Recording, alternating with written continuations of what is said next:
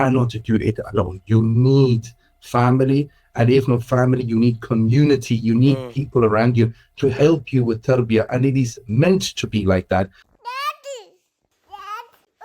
Assalamu alaikum wa rahmatullahi wa barakatuhu, and welcome back to the Dadhood podcast. Today we have, alhamdulillah, another special guest joining us. And before we get into that, just to remind everybody that these podcasts are available on all the podcast streaming platforms. If you're watching on YouTube, then you can subscribe in order to see when the new podcast is coming out. And in the description box, you'll find that we have a link to the newsletter that we haven't been so frequent with, but inshallah we're going to be more and more frequent with that. So you know, those of you who are interested in more fatherhood topics, those can come straight to you in your inbox, inshallah. So to begin, we have invited, alhamdulillah, Ustad Abu Bilal Sanel to the podcast today, who is, alhamdulillah, sharing with us some news, in fact, of what is happening here in London when it comes to secondary schools and Islamic secondary schools.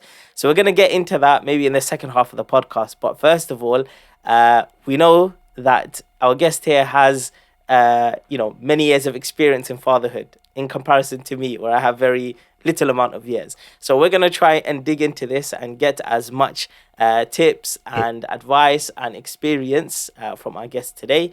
Assalamu alaikum, Ustad, how are you? Alaikum salam wa rahmatullahi wa barakatuh. Alhamdulillah, how are you? Alhamdulillah, I'm doing well. Jazakallah khair for joining us. There's a question that we always ask our guests when we start, and that means I need to ask you this question as well, which is, how old were you when you became a father, and how many children do you have? Masha Allah, tabarakallah. I was 20 when I got married, 21 when I got my first child in Switzerland, my daughter, Maryam. Then 2 children followed in Medina. They were born in Medina. Another daughter, another son. And then I moved to England, and another 3 children followed in England. So 3 boys, 3 girls. MashaAllah, tabarakallah. Yes. That's amazing. So you started off your family life in Sweden. Switzerland. In Switzerland, sorry. Switzerland. So, so we hear that in many of these sort of Nordic countries, there's a very big focus on family, and that the government is very supportive of family lifestyles, taking time out to support your children when the child is born, very generous sort of pay leave and things like this. Was that the case for you?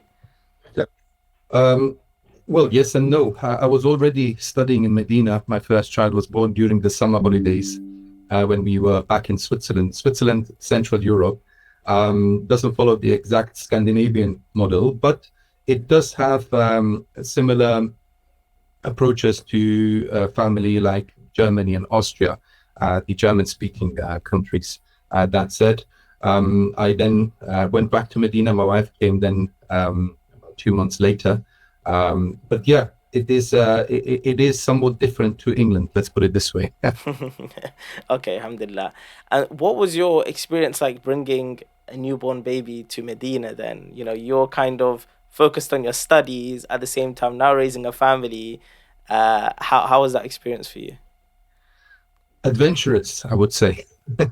Adventurous. There's a huge debate amongst the students in Medina whether it is wise to bring the family over to Medina. And the same debate you can see at Azhar in Egypt or in Riyadh or in many other countries. And there's always this, you raise a family and you have support and, that is that side, or you focus on the studies only. And there is ups and, the advantages and disadvantages of both approaches. I am so grateful to Allah subhanahu wa ta'ala that I brought my family over from the get-go. I was only 1 year alone in Medina. Then my 2 brothers came to study as well, and my family, as in I got married and immediately got my family over. And to go through the ups and downs of student life in a foreign country, in Medina,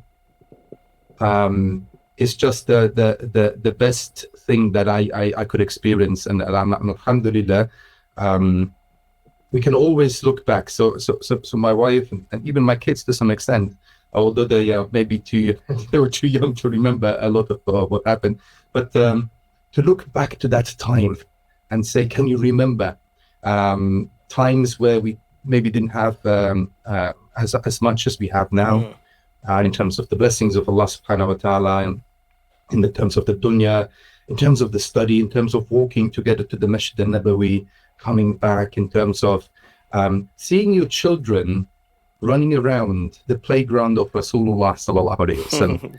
I mean, this is just something that I can't describe. And yes, it took a hit on my studies to some extent, but in terms of family and structure and tarbiyah, something I would do it all time again. Yeah, every time again, all day. Mashallah, that's amazing. You hear from the stories of some of the scholars of the past that, some were so focused on their studies they didn't get married, and some, who did, and they, even their children became scholars later. So I guess it depends maybe on the person's intention, how things are going to go. If somebody really wants to focus on his studies and wants to give that their all, then they can be a great value and asset to the ummah. But somebody can also give tarbiyah to their children, and through their progeny can then also be an asset to the ummah as well. Oh, definitely. And that's why it is so beautiful. And it's not a black and white issue. Make it ought to be a black and white issue, and you have to do this, and they argue all day long. And I think there is room for both. There's room for this diversity. There's room for this, like with many things in Islam, right? It's not black and white.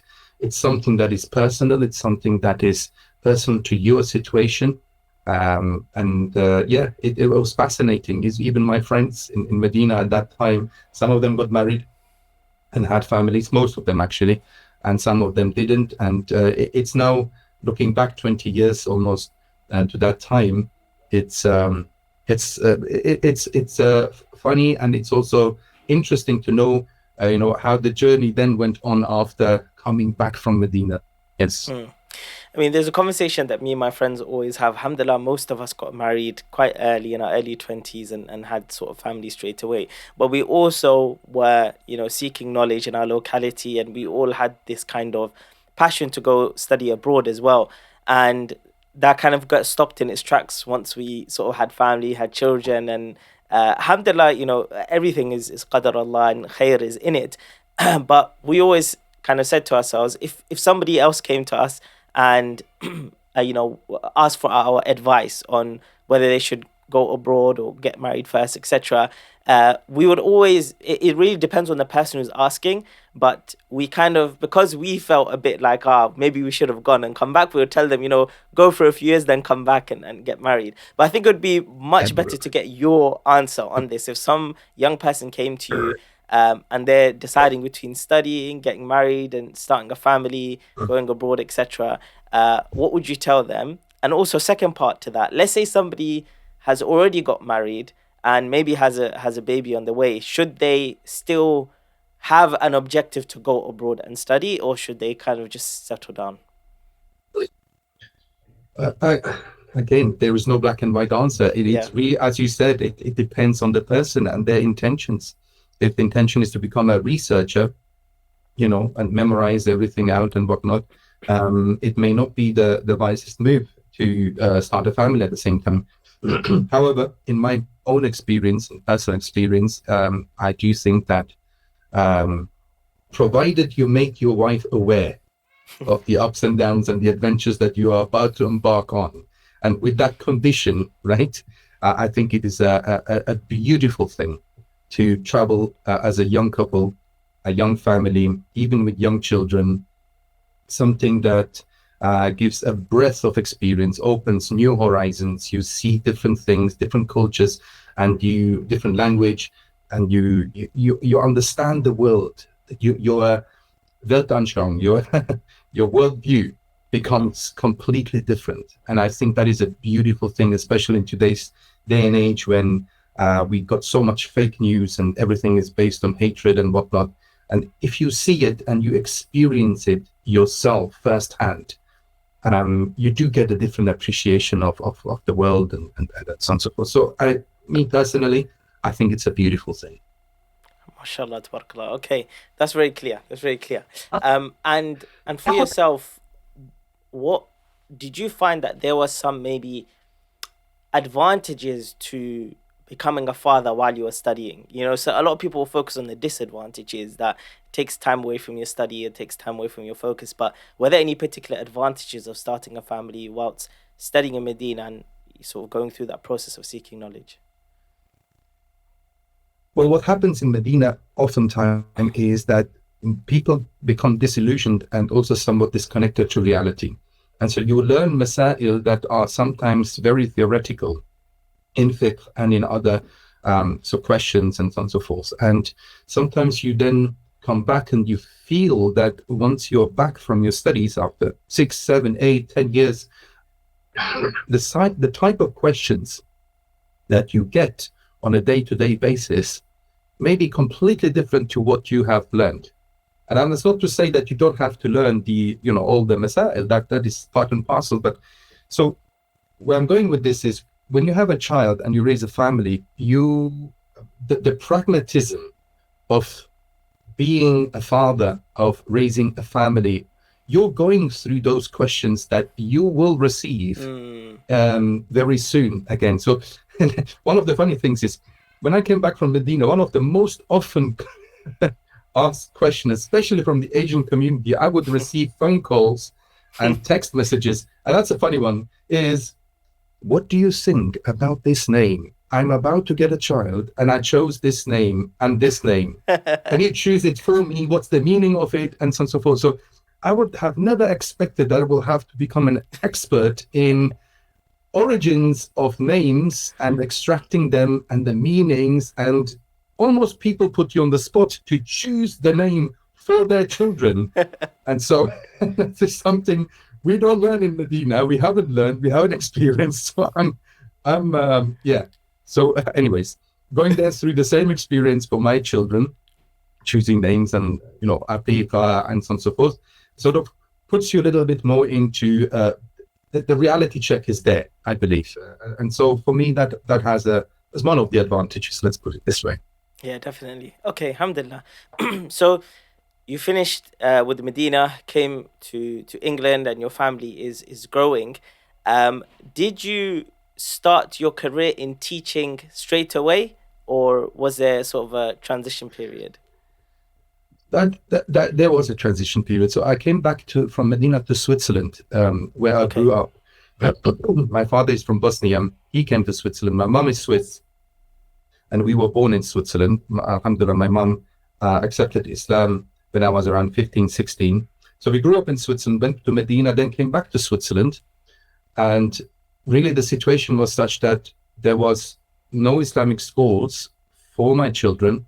The community isn't as well connected and strong as I wished. And I saw that I can't handle it on my own.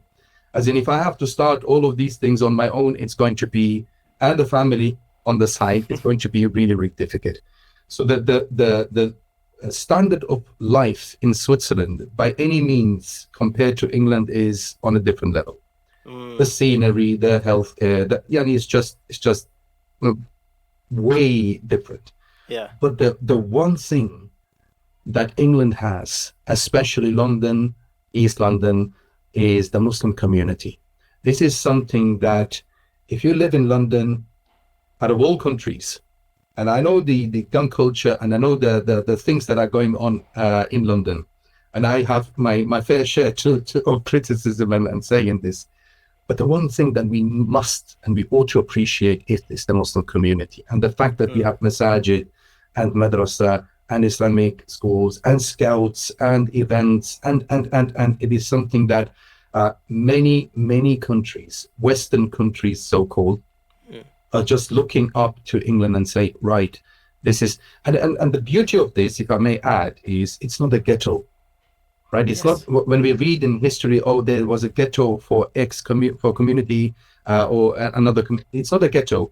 it's a very diverse community, and the Muslims have integrated, not assimilated, but integrated well into this, and this is a beauty, and that's what sort of attracted me to come to London. I came here. I was looking for jobs. I was looking for things to do, and then out of all places, Lewisham, with the Lewisham Masjid, had a school there. Imam Wasim Kempson was the teacher in that school. He was about to leave. They needed a new teacher. I was offered the job, was allowed to shadow Ustaz for 2 months, work with Imam Shakil, and it was beautiful. So for 2 years, I was going every day from the place here in East London down to Lewisham and back, before I found another opportunity a bit more closer to where we live. Okay, subhanallah. So really this drive sort of came from seeing the situation in your home country, in terms of iman being so dire, but all the other kind of aspects of living and dunya were amazing, but there was this aspect of iman and tarbiyah of the children, the masajid, the Muslim community that didn't exist, and that sort of that also, I guess, mixed with the fact that you didn't want your children to then be brought up in that environment because maybe you couldn't give them the experience of being within the masjid, within the madrasa, within an Islamic school, and so that sort of drove you towards that vision of teaching and coming over to London. So it's, I guess, your fatherhood, and your passion for your children was a big reason as to why you got into teaching as well, I guess. Uh, well, coming over to England, it is the main reason. The children were the main reason, together with job opportunities and other things. But Sure. I wanted to carry on in to sort of do something with the studies that I had the blessing to attend in Medina, and there was no such opportunity here. And so that this fadl of Allah subhanahu wa ta'ala, alhamdulillah, to come over and to be able to give this to the children and at the same time also go into education and help others. This was huge, and this was a huge blessing, and something that I have to be thankful for. Laylan wa nahara, subhanallah, to Allah subhanahu wa ta'ala, but also for other parents to realize. I had this realization in Switzerland: I cannot do it alone. Yeah. And we were not meant to do it alone. That's another thing, because there's this mentality, right? You see everything that's happening around and you get disillusioned and you say, okay, no worries, I'm going to do it on my own. And so all of a sudden, and we saw this during the pandemics, and then people broke down and things happened that, yeah, I'm going to go teach, I'm going to do, I'm going to go out with my kids, and I'm going to do, and it works for a couple of, months maybe. And then you break down. You see, you cannot do it alone. You need family, and if not family, you need community. You need people around you to help you with tarbiyah, and it is meant to be like that. And it was like that during the time of Rasulullah sallallahu alaihi wasallam. We are not meant to live our lives in a straight line, isolation, and do it on our. It's not going to work. And we need to make our kids part of the community. So this opportunity is there in some countries. It's not there in other countries, and for that reason, I think we should choose very wisely as well. Not just where we want to live, but now that we're in the position of being responsible for others, as the Prophet ﷺ said, "Kullukum ra'in wa kullukum mas'ulun an ra'iyatihi." Every one of you is responsible and is a shepherd, and everyone is responsible for his flock. So it's not just about your choice, or if it's about me, I wouldn't be here. I would be back in Switzerland, or maybe traveling, or in Medina, or Allah knows best where, if it's just about myself and my wife. But there is a responsibility, and for the next couple of, decades, until your children leave your house, you've got to make plans a little bit more, with others involved as well. Yeah, that's very, very clear. I think now there is sort of this understanding of we need to make sure we come together to protect our children because of some of the rising problems that we're seeing here where we both live in London, and you mentioned there is some problems that exist as well as all of these benefits you've already mentioned, but there are some problems in society when it comes to crime, whether it comes to ideology spreading, whether it comes to education within schools and what is being taught, that many parents are sort of now seeing, okay, we have to start sticking together, we have to start working together to be able to protect our children. And I guess on that point, I just wanted you, from your experience of teaching children, being within Islamic schools, are you starting to see a change over the years of how much more focused the Muslim community is on their child's education and their tarbiyah within schools? And what are trends are that you're kind of seeing now as well? I like to be positive. I'm very hopeful for the future, and I put a lot of trust into our youngsters and so on and so forth. Yes, for every person that we are able as a community to raise, there are maybe 10 that are finding another way. Let's put it this way, and that makes me sad. But it's a reality, and it's a reality of being a minority. A minority within the majority will always have an impact on you as a community, and we must know that. Even in the hadith of the Prophet sallallahu alaihi wasallam, when he speaks about friends, al-mar'u ala dini khalili, a person is upon his close friends' way of life or religion, right? And so the majority society will always impact the minority. That this is clear. But with all of that said, and with all of that sadness, I put a lot of hope and positivity into the future. I think our youngsters are waking up. They are seeing through the fake news and through the ideology and whatnot. They find their ways. And bi'idhnillahi ta'ala, I do see a better future, inshallah. Especially, I can see that we're not anymore, as a community, in an Islamic community, the youngsters today are not really interested anymore in ideological warfare in a Islamic. They're not interested in tahazzub and sects and groups. They are more interested in, okay, what is it that unites us? How can we come together? What is our common goal? And that this obviously comes at the back of many years of very specific dawah of certain mashayikh and certain du'at and khutbahs and so on and so forth. And there's a beauty to see that. Yes, there is this side rumble online, social media, where we have discussions and almost it's almost like tabloid tabloid-esque kind of debates and whatnot. But people get involved in these for a year or two, and then they see, come on, guys. Yeah. And I feel it particularly sad when I see learned people involved in these. Oh, come on, get over it.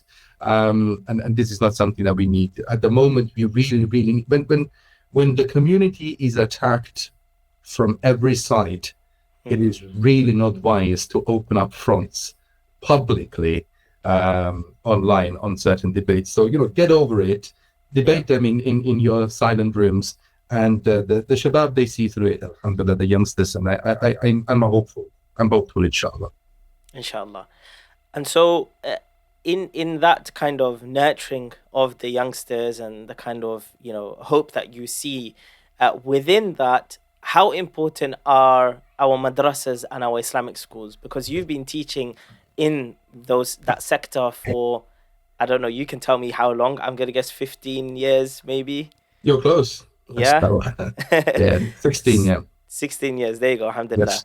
So given that you've been in there for that long, do you feel like where do you feel like the Islamic schools and madrasas fit into this vision of this hope for the new future of our generation?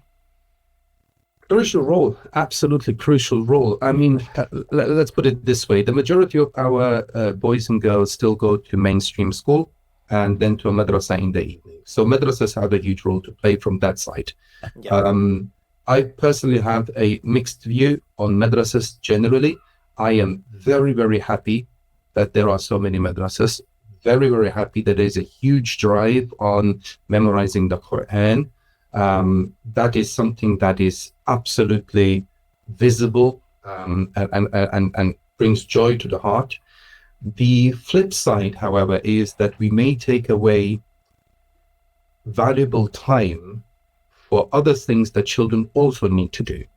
And also, the way we teach Quran and Islam in general, there is some improvements that we may want to make, because it becomes very theoretical, and you may have a Hafiz at 12, 13, 14 who does not understand what he has memorized, and no understanding of the more pragmatic side of how to implement those values in daily life. So madrasas, absolutely good, but we must have a kind of a revolution inside the madrasas, change certain ways or certain pedagogies and how we teach them things to bring about an even better result. That is with madrasas. Islamic schools, this is a minority. So most of our children, although we have about 120-ish registered Muslim primary and secondary school up and down the country, which is, again, a huge blessing. Most countries don't have that. But it is, they have gone through a cycle. So it started kind of, on independent, underfinanced kind of institution. And you get all the mashakil with this, all the problems you get that with teachers that are not paid properly and the quality of education and so on and so forth. But I think we are now about 40 years in, 50 years in almost, since the first Muslim primary and secondary schools opened in this country. And a lot has happened. And the quality of education has improved massively. And so, although I see many ways of educating our children in this country, including the system of mainstream schools and madrasas, or hugely popular now, especially here in East London, is parenting, as in homeschooling, hugely popular. But I do think that Muslim schools will have to play a major, major role in future. In fact, I would go as far as to say that Muslim schools will have to play an almost equally important role as our masajid do on a daily basis. So as a community, as much as we want masajid and put finance into masajid and build masajid, education, especially for our children, and having them in our schools and educating them to become confident Muslims, knowing their identity, but not living in a bubble. I'm not speaking here about people who grew up in a bubble, completely disillusioned. No. We need Muslim schools to also realize how to integrate and work together and have projects and make them part of the society. We want a community that is benefiting society, but still strong on their values. That is ultimately what we want from our youngsters. Be strong, be proud to be a Muslim, but never be arrogant. Never be arrogant. Be an asset to the society. Have dawah on your forefront, even if it's not like preaching dawah. Dawah through actions, dawah through just being a Muslim, just being truthful, correct, functional, hardworking. These are strong values. And if you bring those values from an identity of a Muslim identity, if you bring those values into a workplace or a school or university, this is dawah on the highest level already. And this is what we need.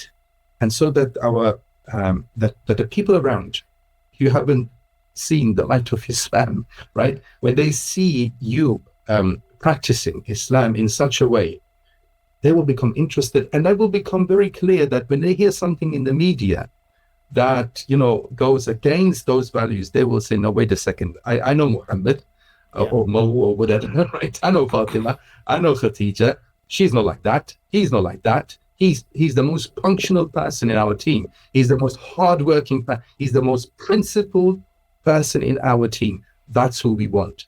And I think in that regard, Muslim schools will have to play a crucial role in the lifetime. So it seems like the role goes even beyond giving tarbiyah to the Muslim children themselves and ensuring that they have strong Muslim identities and they're practicing Islam and they understand their deen and they understand how to have a connection with Allah and how to live their Islam within kind of a minority within the society, but also goes beyond that, right? You're saying that actually affects the way that non-Muslims start to perceive Islam. So if we're able to give that tarbiyah to our young children through the Islamic schools, that actually the vision of the Islamic school is going to go beyond that. It's actually going to affect Way beyond. the rest of society as well. Way beyond. Yes, billahi ta'ala. I'm looking forward to 10, 20 years, billahi ta'ala, that we see the first Muslim children who went through the Islamic schools, they're having some crucial roles in society, taking some really, really important roles, and carrying with some of those values that we try to nurture them upon in those schools. That would be lovely to see it. And, I received a letter recently or an email from one of my students back in 2010. He's now at Cambridge, and, he said, I still remember the days at Apex and the days where, we had Islamic studies together. And so really, teachers are usually kind of underappreciated the job. You don't see the results immediately. But when you then get a letter like that, like after 14 years or something, it does make you really, really happy. And you see that, okay, there are some fruits to the efforts that you put in, not just in Islamic studies, but maths and literacy and geography and everything, really. SubhanAllah. Yeah, that's true. Teachers, the fruit of their work only is realized once the student has grown up and sort of gone on with their life, and the teacher will never know, in most cases, how teachers, they're affected. Even fathers and mothers, for that. I mean, I got two little ones, young ones, 6 and 8. But I also have my older two daughters. They got married recently. Actually, I became grandpa. Masha Allah, tabarakallah. You don't look like it. So. Yeah, them two, got married, and one of them has a child of her own, and the other one is also expecting soon, inshallah. All of a sudden, they realize, oh, okay, there's a full circle coming back now. So this appreciation starts to grow, I guess, generally. This is important, and this is beautiful, and this is part of what Allah subhanahu wa ta'ala also speaks about in the Quran, how the cycle of life works from da'af, from a state of utter weakness where you are so dependent on your parents, and then you grow and you become, a little bit arrogant and then a little bit like, yeah, I can do it on my own. That's so fine and good. And then you learn your lessons, your life lessons, and then you become responsible. And all of a sudden it's a scary moment, like, oh my, what am I going to do now, right? How am I going to do that? And then comes this situation where they grow up, and anyways, this is a beautiful cycle. May Allah subhanahu wa ta'ala grant us all long life in khair and with khair. Ameen. Ameen, Ya Rab. So now this is turned into a granddadhood podcast, mashallah. Allah. I want to ask you about that, actually, but before we get there, we mentioned about the Islamic schools and the importance that it has.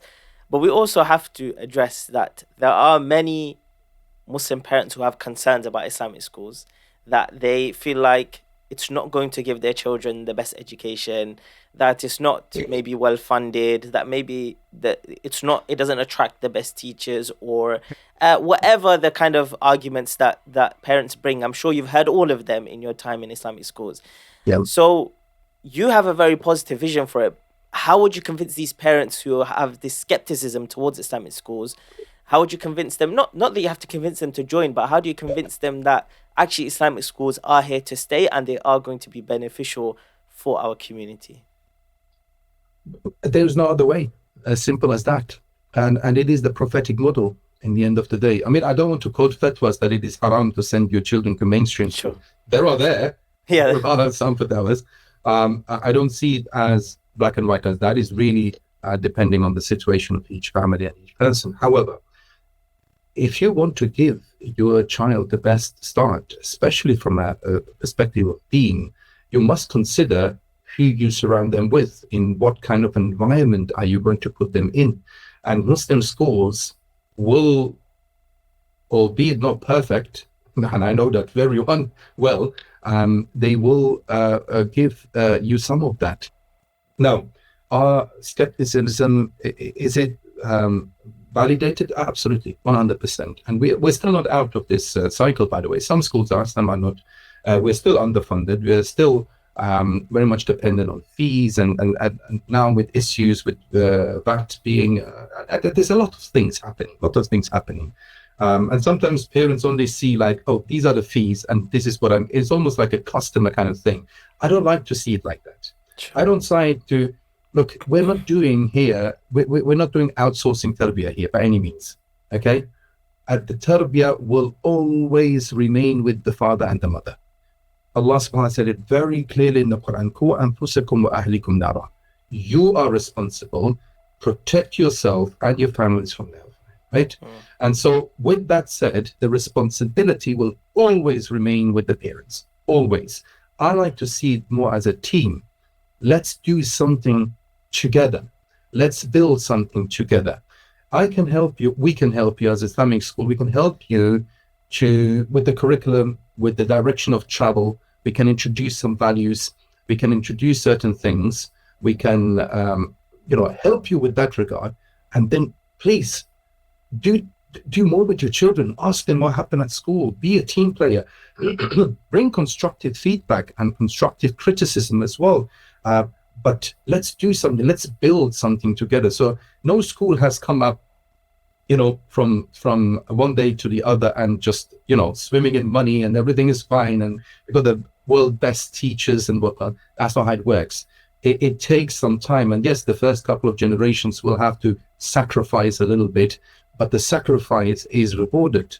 The sacrifice is there because you were there at the very beginning, helping to establish an institution that is, bi'idhnillahi ta'ala, going to help thousands of students in the future.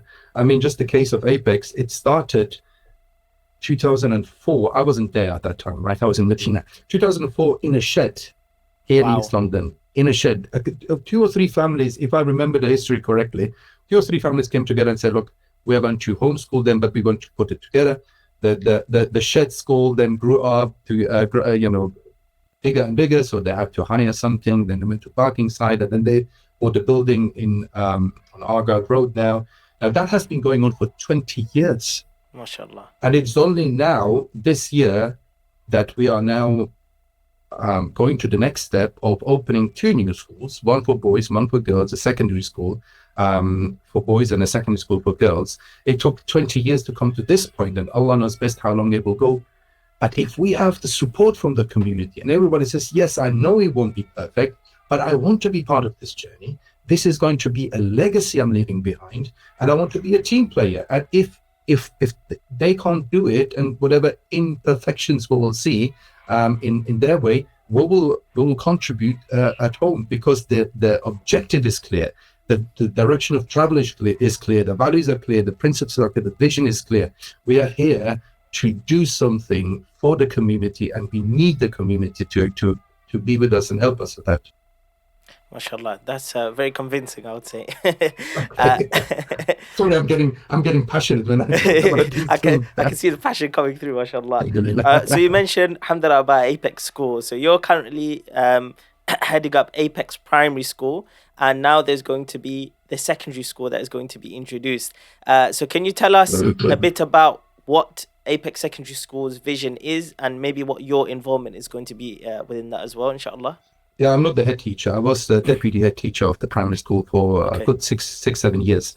I'm now director of operations, where we try to do certain other projects as well. So it's not just secondary school that we're starting a madrasa as well, which is kind of different to maybe other madrasas. We're starting Apex Tarbiyah trips as well. We've been Umrah 6 times already with Apex. Amazing.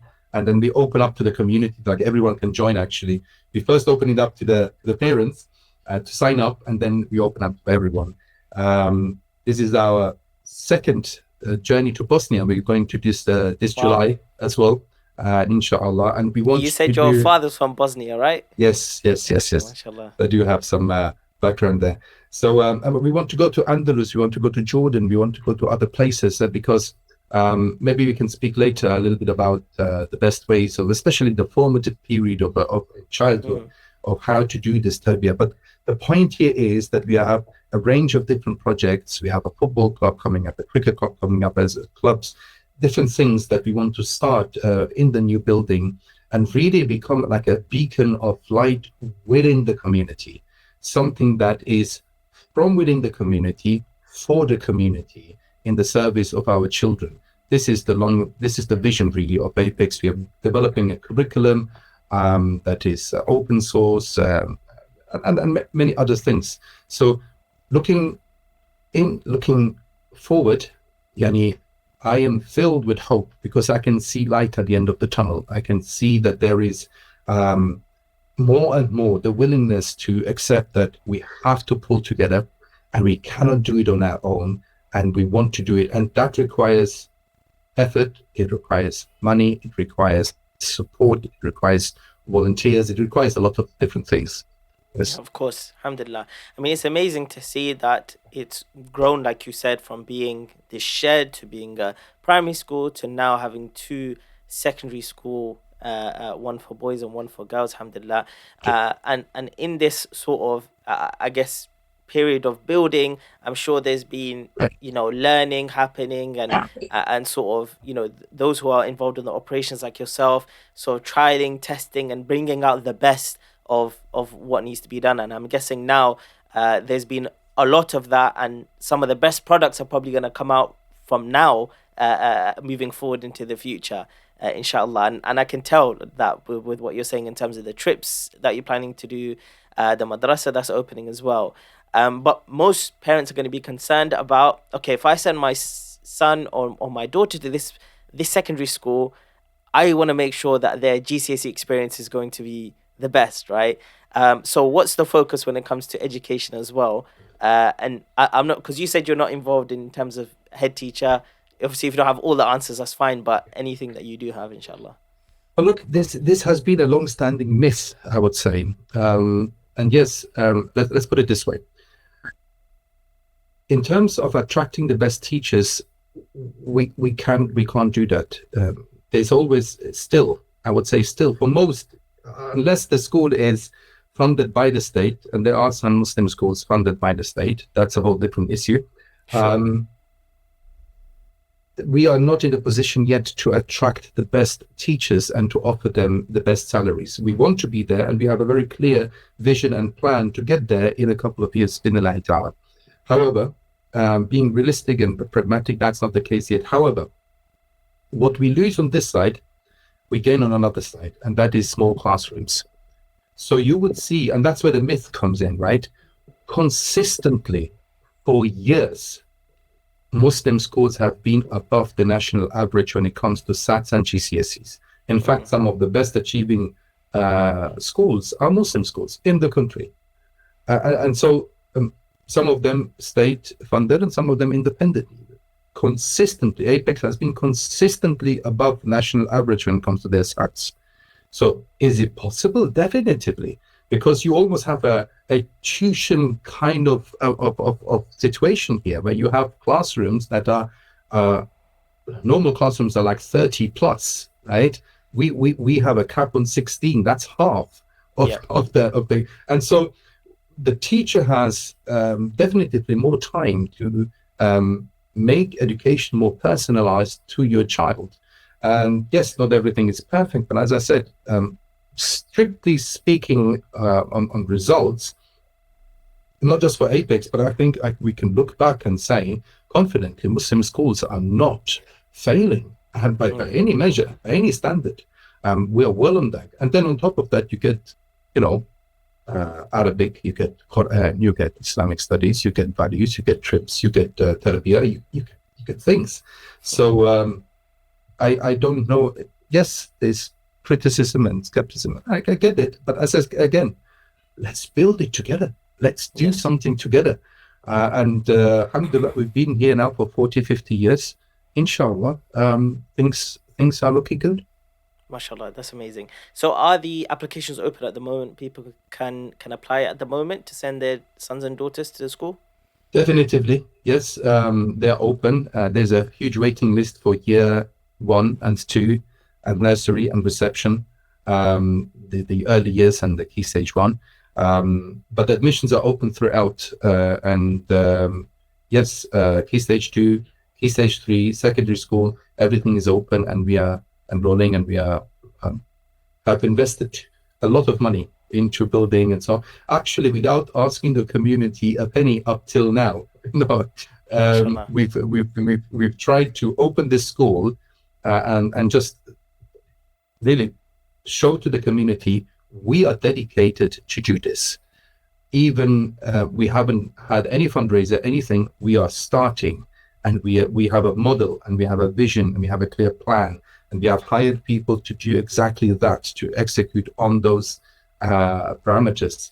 And anything that we do now in terms of fundraiser actually goes into the Apex Waqf, which is a section of Apex and Apex Trust, which is there to grow as a Waqf does, sustainable model. Some of it will be reinvested, and we are working with partners, experts in the industry to make the best use of that. And some of it will be then reinvested into our own children. So if somebody is not able to afford the fees that are arguably slightly higher than other independent schools, we have bursaries and we have scholarships, and that's the model upon which we want to grow. So have a fee structure that is maybe slightly higher when it comes to Muslim schools, nowhere close to other independent schools in the country. The average independent school in this country charges somewhere, I think, about £18,000, which we are way. Our one is around £5,000, which is slightly higher to the Muslim, but it will allow us to achieve certain things that we are to do bin Lillahi ta'ala. And if someone is not capable of those fees, then we have scholarships and we have bursaries that are funded by the Apex Waqf.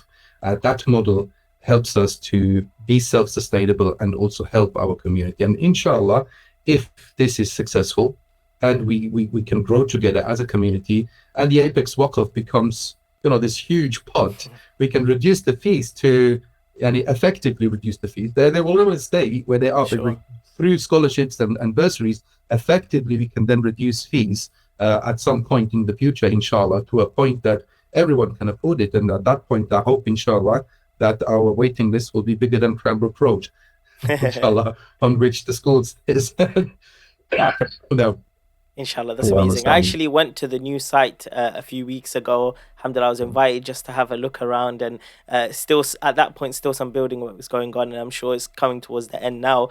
But honestly, the facilities do look fantastic. To be honest, there was some really nice rooms. The science labs were amazing. You had some really large rooms, and top class things. Proper facilities. You could see that clearly May a Allah lot give of money barakah. has That's gone the into only it. thing we ask. May Allah give barakah. Ameen. Barakah Ameen, is ya Rabbi. required. So just to kind of towards the tail end of the podcast now, going back to granddadhood, right? I think this is the first time I've actually had a granddad on the podcast, and what's quite interesting is, as fathers, as a new father, my children are 4 and 5. I always have this kind of vision of where I'd like this journey to go to and get to a stage where I can see my grandchildren and be proud the fact that I've raised my children in a way in which they have, become good members of society, they've become good worshippers of Allah, and now they've also produced the next generation as well, and the next offspring. And this is the dua that we all make, right? We make dua for our offspring. Ibrahim alayhi salam taught us these duas. Muhammad sallallahu alaihi wasallam taught us these duas of making dua for our offspring for generations and generations. And so many of us as Muslim fathers, we have this sort of vision of seeing this. You, Alhamdulillah, got to that point. But to get to that point, you would have had to focus on those formative years with your own children. So what advice could you give for some of the young fathers like myself on what we can do to focus on this time in these formative years of our children? What do you feel like is very, very important that now you've seen your own children have become parents, that you've kind of seen, okay, that thing that I did with my children at that time, I see the fruits of that now. Now they've become parents. What would you say is some of those key things? Oh, well, first of all, I'm still in the boat. I still have young children. So Masha I'm Allah, still in there. So. you're on multiple Um, boats. but and maybe before we talk about the methods and the tools, it's important to also know that whatever you plan, it will not turn out like that.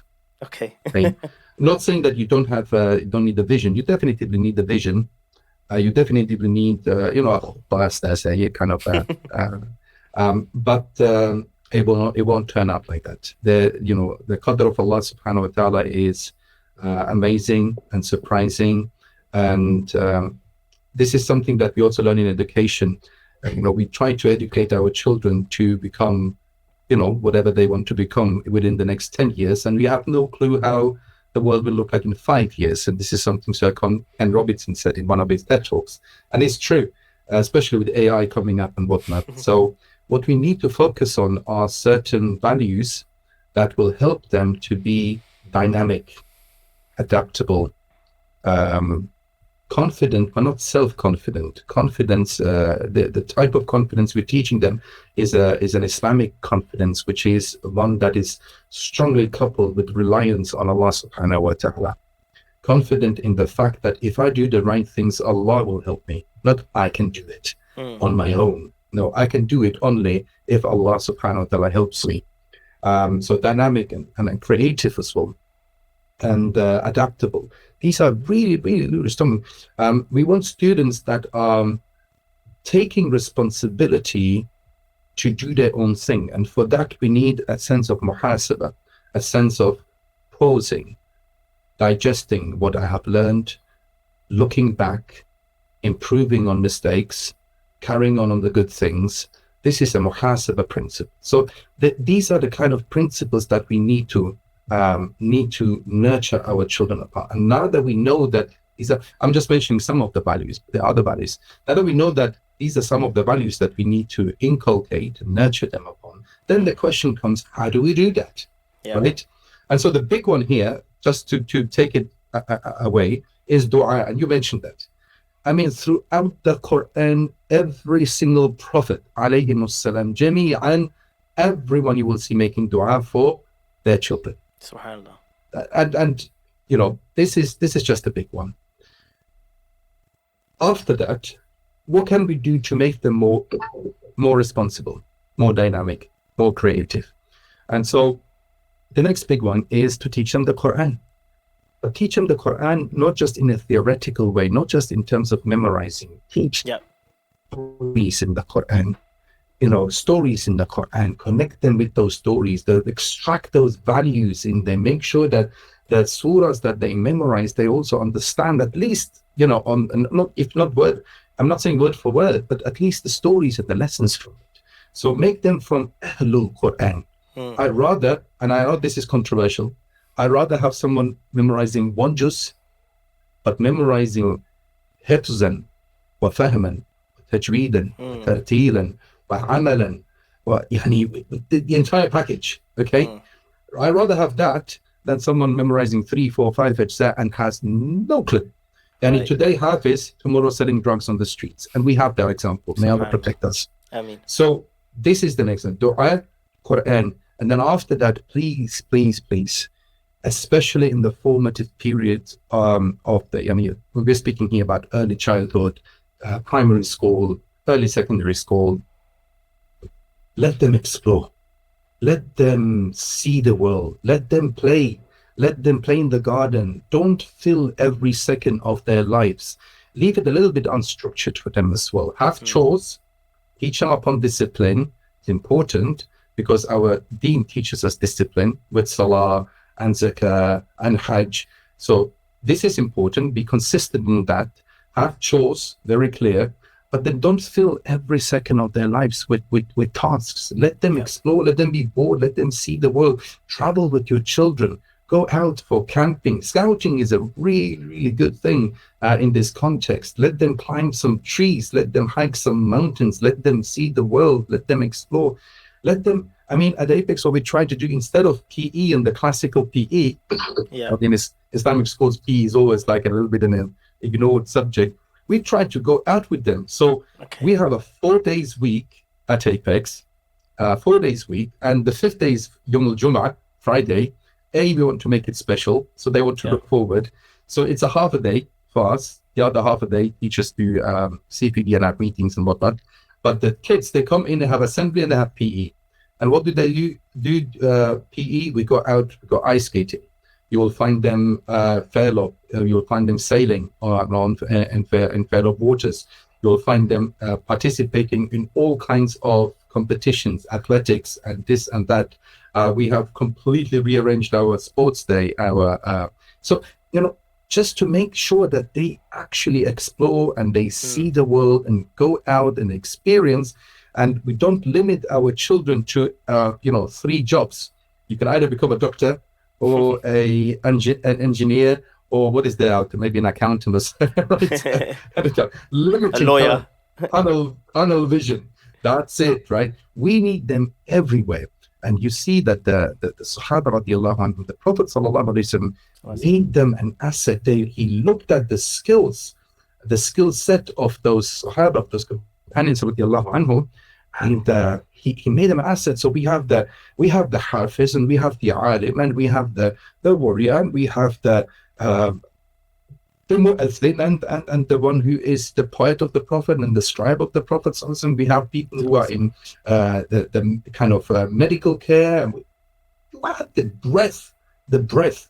And how do you get to that point? You get to that point, barakallahu fikum, by letting children explore their will and their skills and sort of, see where are my strengths. And so when they reach 13, 14, 15, then you need to sit down. And I'm not saying, just open the door and say, do whatever you want.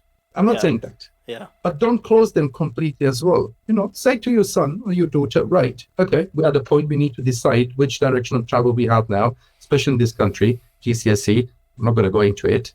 A lot of education is lost with those standardized tests. But right, they're there. And let's be pragmatic. So sit down with your child and say, right, give me 10 options. Give me 10 things that you're interested in, and let's explore them together. Let's go to some open days and let's explore what's the way to get there and so on and so forth. And then together come to a conclusion. I find this highly motivating and trusting, and something that bi'idhnillahi ta'ala will work. So, I could go on and on and on, but it's like a puzzle piece. Therapy is like a puzzle piece. It's not like one piece, you put it here, you're done. Yeah. That's not how it works. It's a puzzle piece, and the more puzzle pieces you get in the right position, the picture will become clearer. Masha And Allah. you won't have it all right. It's not going to be all right. But most, let's put it together. Communicate with your child, have dinner together, speak, ask what happened at school today, work, so that when they're older, that trust is there, and that open communication is there, as a father, especially as a mother. And so you can now work on bigger things. Trust me, and a lot of the viewers here, they have youngsters. Once they hit 14, 15, 16, the world is different. Friends are more important than parents all of a sudden, and they know it's easy when they are 6, 7, 8. Dad is always right. There's no one more right than dad and mum. You can ask Google, no, dad said it right. And then they realize, wait a second, dad makes mistakes. And so we got to be careful about that. Yeah. What would you say is maybe the 1 or 2 things that you felt like helped you stay connected to your children during those kind of teenage years as they got older? Because that's the fear for many parents is, this time period, they're going to lose connection with me. Traveling. Okay. If you can't afford Islamic schools, if you can't afford anything, try at least. I mean, if you can take them like once a year to Umrah, and spiritually, family-wise, that'll be and if it's not Umrah, somewhere other. I'm back home is important. Don't get me wrong. Connecting with families, that is important. But maybe somewhere else as well. Just traveling together, building. This is what is called, even in psychology, you have that and so forth. This is about creating memories together. Right.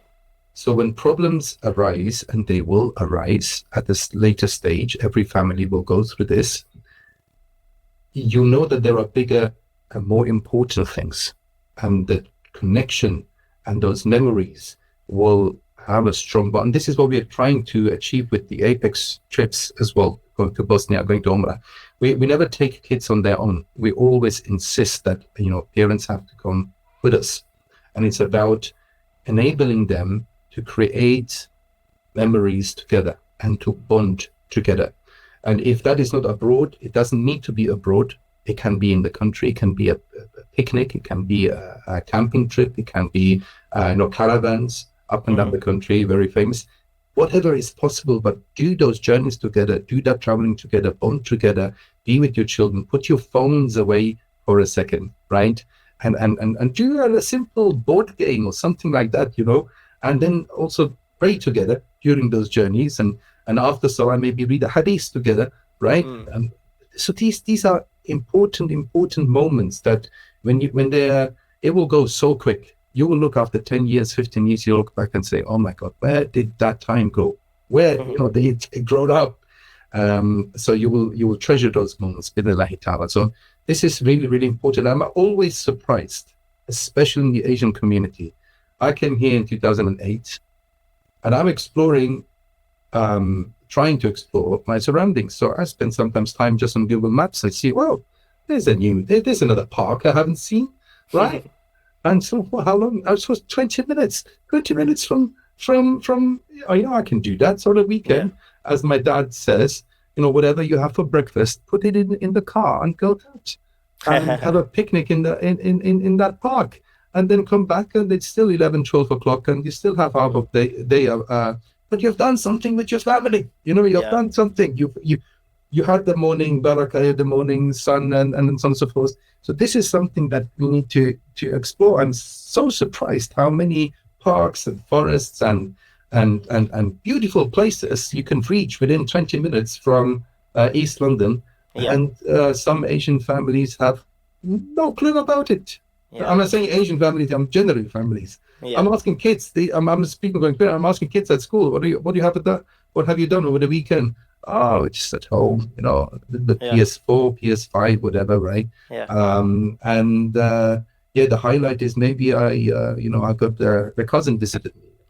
Yeah. So this is nice and it's important, but we need to also find it with other things. So exploring, going, traveling, doing things together, important. Excellent. Okay. That's very, very helpful. Jazakallah khair for that, Ustad. And I think that brings us to the end of the podcast. To be honest, we've taken a lot of your time and we've got a lot of the gems out of what you had to say about Islamic schools, about tarbiyah, and about these formative years of exploring with your children. Jazakallah khair, Sheikh, for sharing all of that. And you mentioned that your grandchild is only 2 weeks old, did you say? About a month now. About a month now, Masha Allah. May Allah subhanahu wa ta'ala bless your grandchildren, your children, and your whole family. May Allah put your thoughts on our children. Ameen. Jazakallah khair for joining us, Sheikh. Assalamu alaikum wa rahmatullahi wa barakatuh. Wa alaikum assalam wa rahmatullahi wa barakatuh. Alright guys, so if you enjoyed that video, please do subscribe and follow me on TikTok and Instagram for more dad related content. Check out some of my previous videos and look forward to the next ones.